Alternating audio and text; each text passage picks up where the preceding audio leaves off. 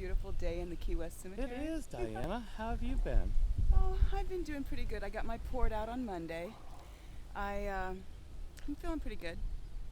So, how did this all start? My cannabis crusading. Yes.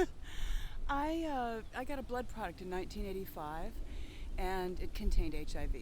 I got really sick in 97. My doctor suggested that I smoke cannabis to help the nausea, which I did, and I moved to California so that I could do it legally, medical cannabis, and I joined WHAM, the Women's Alliance for Medical Marijuana, and I used cannabis every day. And I had to take a trip to go see my mom, and she lives in Georgia, so I didn't want to take the cannabis with me because it's kind of not legal for me to do that, even though I think it's a beautiful medicine. So I didn't take the cannabis, and I was gone for about 3 weeks. And at the end of the third week, I couldn't walk. My neuropathy had flared to a point where my mom ended up taking me to the emergency room. I couldn't put my feet on the floor. The pain was so intense. I went to the emergency room. They gave me morphine. They called my doctor in California. I went home, and I started resuming consuming cannabis on a daily basis. And it took about a week. And I didn't want the morphine anymore, which was making me terribly sick, vomiting and constipation and loopy and miserable. And you took one pill and it lasts 8 hours of like this disconnected awfulness.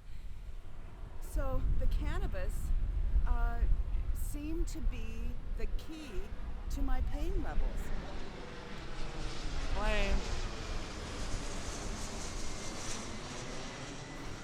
Cannabis seemed to be the key to my pain levels, so I told my doctor, and of course in California I'd already had the recommendation, so I continued to use it and tried not to ever stray too far so that I could continue my cannabis use.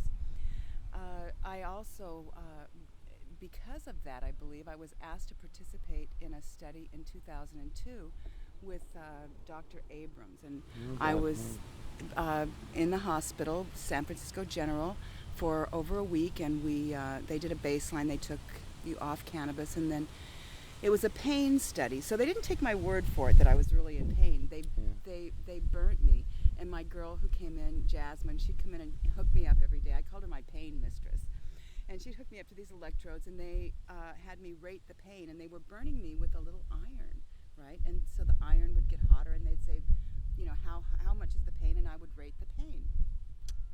Well, the study was published in the study. She's a service animal, sir. I have a card. Would you like to see it so you'll feel better? So Talking about your service animal. my baby, Aww. my baby. She is. I got a badge for her. But anyway, where was I? The pain mistress. The pain mistress. Yeah. I know you know how to cut and paste. Thank God. Okay. Every day they would hook me up to electrodes. They would burn me with a little iron, and then they would put capsaicin cream on it, and I would be rating the pain. So this was a very scientific, double-blind study. I did end up with the cannabis. It made visible differences in the pain. You could see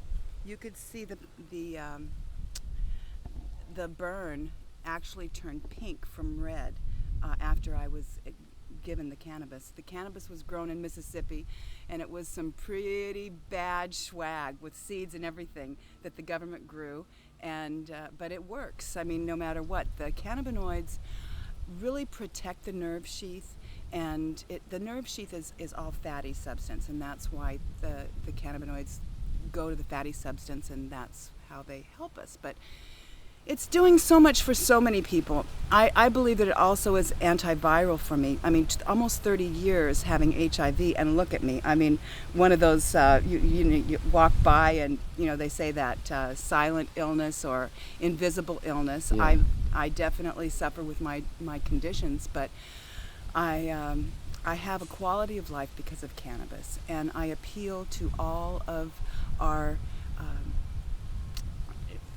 gentlemen and women in Congress and the Senate who have the power to really look at this and know that We are suffering, and this is a medicine that's been used for 2,000 years, and it's something that we really need. And I'd appreciate not having to be a criminal in order to stay alive. The government didn't pull the blood supply, so ergo, I am fighting for my life daily. I need cannabis to get through this trial that I have been given without being asked. Thanks. That's beautiful, Diana. Thank you. A diatribe you wanted, you got. So, shameless plugs. Who do we contact to help medical marijuana become legal? Americans for Safe Access has a website, americansforsafeaccess.org, and they have a lot of links. You contact your congressman and your senator, and you tell them that people who are sick deserve to have the medicine that makes them better, and that we really are tired of the drug companies monopolizing how we live our lives. Right on, Diana Dodson. Okay. Thank you. Thank you. Live from the Key West Cemetery. Hey, live on a, what is it? What are we? A dead room? No.